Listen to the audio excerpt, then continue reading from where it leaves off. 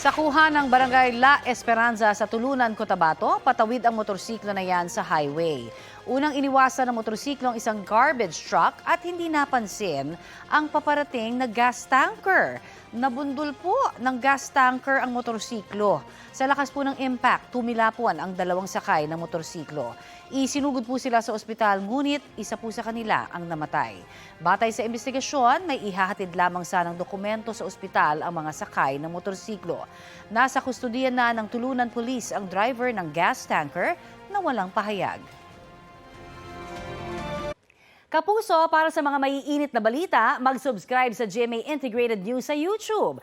Sa mga kapuso naman abroad, subaybayan nyo kami sa GMA Pinoy TV at sa www.gmanews.tv.